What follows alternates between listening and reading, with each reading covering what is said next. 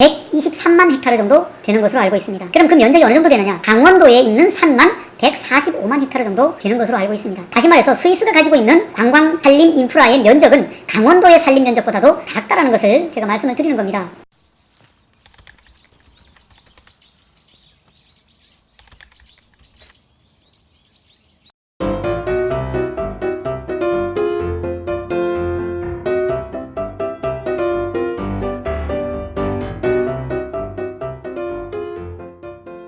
안녕하세요. 열무TV입니다. 오늘은 우리나라 국토 면적 중에서 산림이 과연 얼마만큼 차지를 하고 있는지, 또 소득을 올리는 방법은 어떠한 방법들이 있는지, 또 얼마만큼의 소득을 올리고 있는지, 또 해외 사례들과 같이 이제 비교를 하면서 다른 나라들은 또 어떠한 방법으로 수익을 올리고 있고 우리나라와 비교했을 때 얼마만큼 발전했는지에 대해서 나눠보도록 하려고 하고 있어요. 그래서 첫 번째 질문은 우리나라 국토 면적 중에 산림 자원이 몇 퍼센트를 차지할까요? 비중이? 전 국토의 63.7% 정도가 산림으로 이루어져 있습니다. 그렇다면 산림 면적을 가지고 소득을 올릴 수 있는 방법은 어떠한 것들이 있을까요? 현행 제도 안에서 그 63.7%를 가지고 소득을 올리는 몇 가지 방법이 있는데, 한 가지는 현행 제도 안에서, 또 한 가지는 제가 제시하고 싶은 방법, 이렇게 두 가지로 한번 나눠서 함께 고민을 해볼까 합니다. 산림을 이용해서 소득을 올리는 방법은 단편적으로는 장기수, 그 다음에 단기 소득 작물, 단기 임산물이라고 그러죠. 이렇게 두 가지로 나눕니다. 장기수라는 것은 나무를 키워서 판매하는 거죠. 이것은 시간이 많이 걸리죠. 짧게는 25년, 길게는 40년 이상 돼야지만 나무를 벨 수 있는 허가가 되기 때문에 기다리는 거죠. 그 이외에 요즘에 등장한 것이 산림 복지에 관련된 산림을 이용해서 올리는 관광 수입, 치유 사업, 체험 사업, 이런 것들이 요즘에 대두되고 있습니다. 그러나 63% 우리나라의 산림을 100으로 놓고 봤을 때 그 중에 22%가 국유림이고 나머지 65%가 사유림입니다. 전 국토 63.7%나 되는 이 산림을 가지고 얼마만큼 소득을 올리며 이 자원의 가치가 얼마큼 되는가, 이것을 알아야지만 아마 이해가 쉽지 않을까 싶습니다. 지금 방금 말씀하신 내용들을 정리하면 쉽게 생각해서 산에서 돈 벌 수 있는 방법은 세 가지다 이렇게 말씀하시는 거잖아요. 하나는 관광, 하나는 나무를 심어서 나무를 베어서 파는 방법, 하나는 단기 임산물 소득을 올리는 방법, 이렇게 말씀하시는 것이 맞나요? 네, 그렇죠. 그렇다면 나무를 통해서 소득을 올리는 것은 얼마 정도의 소득을 올리고 있는지, 또 어떠한 방법들로 소득을 올리고 있는지, 그리고 일반인들은 쉽게 접근할 수 있는지, 이것을 간단하게 설명 부탁드릴게요. 간단하게 해달라고 그러는데 간단하지 않은 것을 간단하게 하는 것이 제일 어려워요. 일단은 우리나라 목재 수급률, 또 이렇게 나오면 이게 뭔 소린가 하겠죠. 우리나라에서 나무가 필요로 하잖아요. 그죠? 뭐 산업 현장, 생활 현장, 나무가 필요한 걸 우리가 자급자족하는 율이 16%밖에 안 됩니다. 그렇다면 나무가 없어서 그런 게 아니고요. 나무를 베어서 상품을 만드는데 그 인건비와 소요 경비가 수입을 해서 쓰는 것보다 월등히 비싸기 때문에 그 정도밖에 수급이 안 돼요. 무슨 이야기냐면 나무 베어서 팔아갖고 돈이 안 된다라는 얘기를 제가 드리는 거죠. 그러면 벌기령이라는 게 있어요. 나무를 심을 때는 마음대로 심지만 벨 때는, 베어서 팔 때는 최하 25년에서 40년을 길러야 됩니다. 그러면 1헥타르가 3,000평인데 3,000평 길러가지고 40년 길러서 지금 현재 최고 받는 게 제가 알기로는 한 300 정도, 이렇게 얘기하면 어떤 분이 우리가 300을 못 주고 못 받는데 그렇게 얘기하면 어떻게 하냐고 항의도 제가 한번 들었는데, 제가 높게 잡은 겁니다. 3,000평 40년 나무 길러서 300만 원 받고 있습니다. 3,000평 면적 땅 300만 원. 그렇죠. 잘 길렀을 때 300만 원이 나온다는 거죠. 자, 그렇다면 이것을 소득으로 봐야 되느냐? 물론 소득이에요. 면적이 많으면 돈이 되겠죠. 여기에 대해서는 할 말이 많습니다만, 두 번째로 단기 소득 임산물, 나무 밑에다가 나물이라든지 다른 소득 작물을 심어서 매년 소득을 올리면서 그것을 벌기령이 됐을 때 배파는 방법이 있겠죠. 근데 지금까지는 그렇게 하지를 않았습니다. 자, 세 번째는 그 나무 밑에서 단기 소득 임산물이 아니라 예를 들어서 편백나무라든지 또 강원도의 수려한 소나무라든지 이 소나무 아래에서 행해지는 체험에 관련된 숲 해설을 한다든가 숲 치유를 한다든가 이런 것으로 소득을 올리는 방법이 있습니다. 방금 말씀하신 그 나무로 돈 버는 방법들에 대해서 뭐 이야기를 했잖아요. 소득은 얼마고 대체적으로 현행법에 관해서는 이렇다 이렇게 이야기를 하셨잖아요. 지금 또 한 가지 제가 살짝 우려되는 부분은 저희가 너무 돈적으로만 접근해서 뭐 이렇게 하는 거 아니냐, 자연에서는 뭐 그런 식으로 뭐 돈으로만 접근해서 안 된다 이렇게 생각하실 수도 있으실 것 같은데, 방금 말씀하신 그것을 키워야 되는 기간이라든지 또 그 안에 들어가면 세세하게 이야기할 수 있는 내용들이 굉장히 많이 있거든요. 그래서 그 내용들을 한 단어로 정리하면 그냥 제도잖아요. 제도.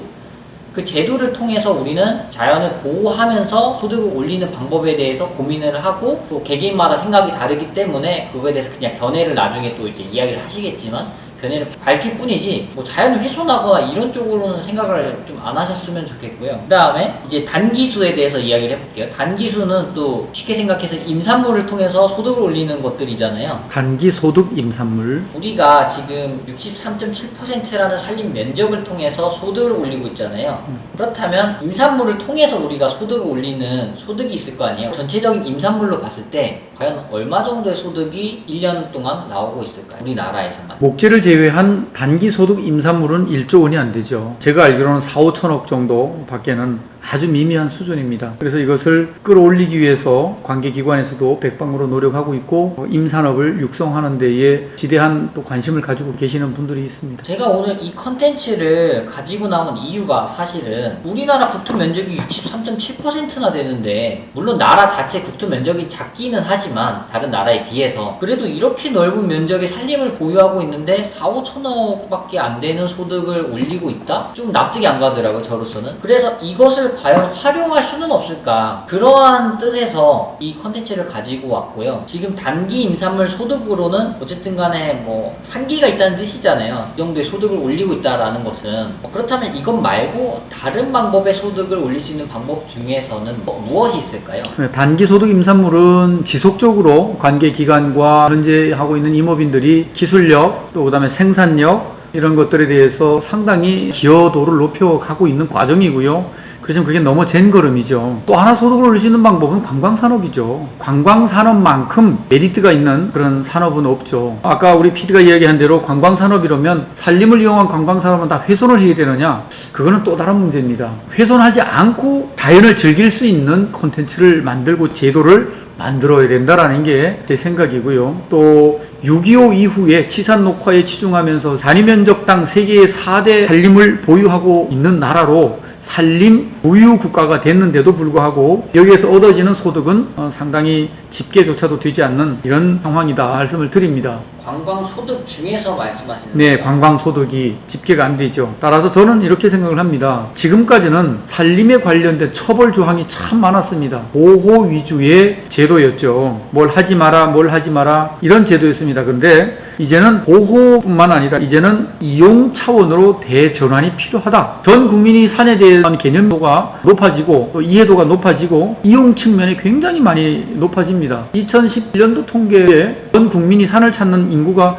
2,800만 명 이상 집계된 것만 그렇다고 하니까 점점 갈수록 그 빈도는 높아진다라고 이야기를 드리겠습니다. 보호해서 이용으로 바꾸자는 데 있어서 제도를 왕창 완화해서 훼손이 일어나는 이런 것들을 유발시키자는 것은 절대 아닙니다. 선진국형 법 제도로 만들자 이런 이야기입니다. 뭐 그 부분에 대해서 얘기를 하면 할 얘기가 너무 많은데 간단하게만 소개해드리면, 지금은 법이 산림을 지켰는데 앞으로는 전 국민이 산림을 보호하고 지켜야 된다는 것이 기본 취지입니다. 예를 들면 1급이나 2급 멸종 위기식물 굉장히 귀하죠. 지금 산에 가서 하나 채취에다가 갖다 보관을 하고 내 아는 지인들을 불러서 이것을 자랑을 합니다. 굉장히 하여튼 부러움의 눈으로 바라보죠. 제가 얘기하고 있는 이용 측면으로 바꾸자라는 것은 이 식물은 집에 와 있을 것이 아니고 있는 그 자리에 있어야 된다라는 것을 전 국민이 홍보를 통해서 인식 전환이 되어야 된다라는 이야기입니다. 그렇다면 법이 지키는 것이 아니고 이것을 갖다가 심어놔도 자랑할 곳이 없고 자랑하면 그 사람은 바로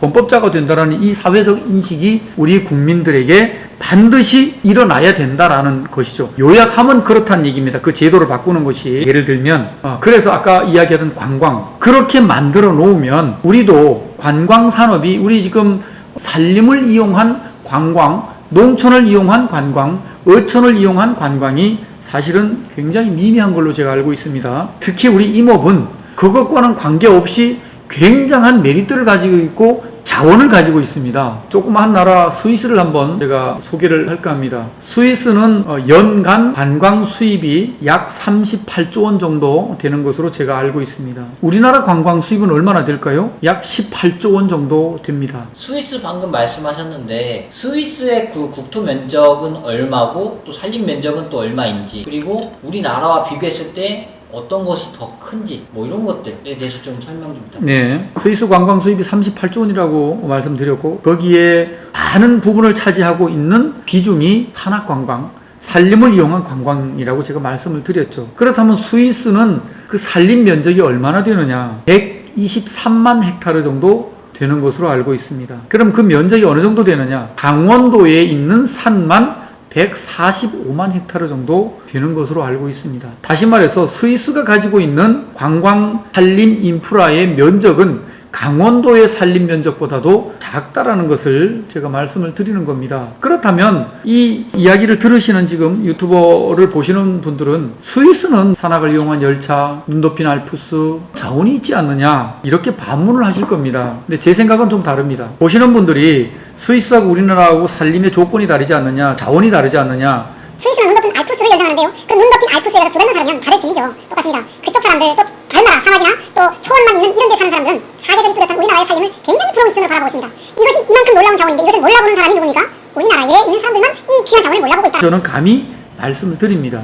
그래서 보호 차원의 제도를 이용 차원으로 대전환을 시켜서 여기에 대한 관광 인프라로 세계인들이 우리나라의 18조 원의 관광 수입뿐만 아니라 이 산림에서만 몇 조 원의 관광 수입을 올릴 수 있는 이 메리트가 있는 것이 앞으로 우리나라의 산림이다. 이렇게 말씀을 드립니다. 이거에 대해서 할 말이 너무 많은데요.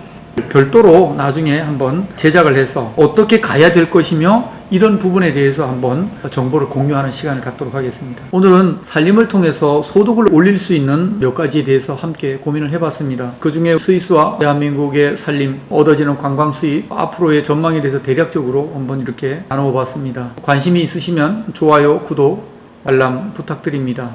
감사합니다. 맞아.